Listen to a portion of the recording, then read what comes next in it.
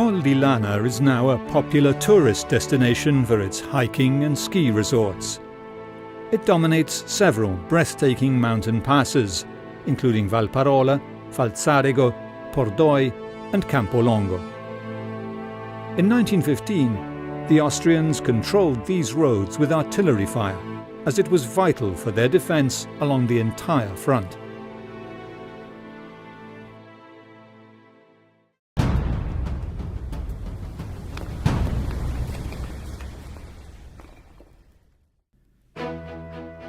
The Italian side of the Col di Lana was under a constant barrage of attacks from early in 1915 until the winter of 1916.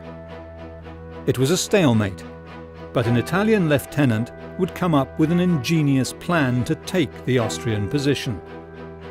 Gelasio Caetani was working in the mines of Idaho when he decided to return to offer his services to the nation.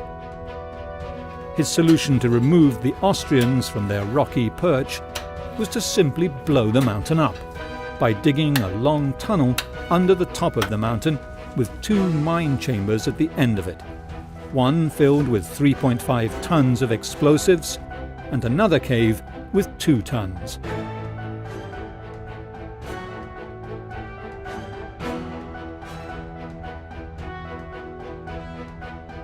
Giacomo Bollini is an Italian historian who has studied the battles for control over the Col di Lana.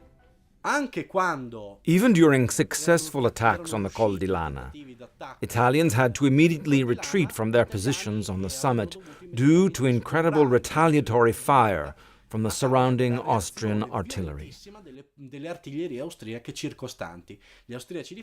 The Austrians were snug in their forts with the necessary artillery needed to defend their key position.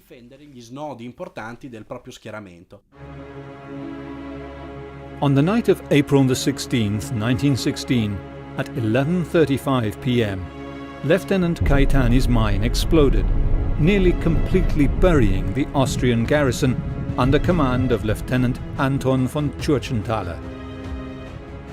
Once the debris stopped falling, the Italians were easily able to occupy the summit. Miraculously, Tschurchenthaler survived, along with some fellow soldiers in his company. They were all forced to surrender by the first Italian soldiers to conquer the summit.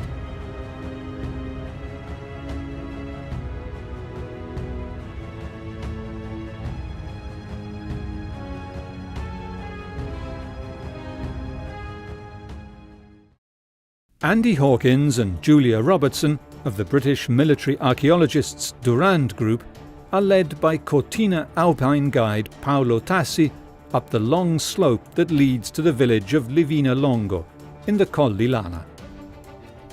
With the help of the Cortina Mountain Corps Land Rover, they travel along the paths once marched across by Italian troops with heavy guns and supplies. The terraces dug to house the soldiers' barracks and the entrances of tunnels that form a complex system of defensive bunkers and ammunition deposits are still visible today.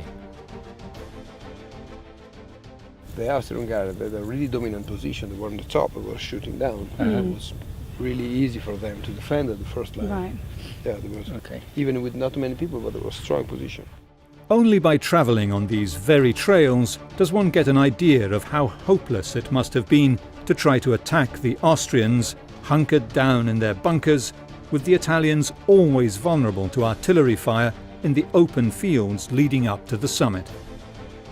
From this view, we can understand the brilliance of Caetani's plan and grasp the complexity of the tunnels that cross the Italian-Austrian front. I mean, when you look at how they made the choice to come and mine it after they were pushed back off the ridge again on the because they came here originally, didn't they? They were here in 1915. Yeah. And I think it was about 90 assaults to try and take the summit, and they managed to in December, but only for a few hours one night before they were pushed back down. And that was in December, and I think it was January that they began changing tactics and doing the mining. After eliminating the Austrian stronghold on Col di Lana, the Italians began the attack all along the Dolomite front that ranged from Livina Longo to Arabba to Cortina, but it would not prove easy. The twin peaks of Col di Lana and Mount Sief were close, and Mount Sief was still firmly under Austrian control. This forced the Italians to hold the line here. They decided they had to build another mine under the Austrian stronghold, but this time the Austrians were ready and set out to build a countermine. It was a dangerous underground game of cat and mouse. In the end, 3 large mines that completely changed the face of the mountain forever were built on Mount Sief. 2 Italian tunnels and 1 Austrian. Mount Sief never fell to the Italians, and after the defeat at Caporetto in November of 1917, the entire Italian Fourth Army deployed on the Dolomite front was forced to withdraw. Mount Sief would stay firmly in Austrian hands.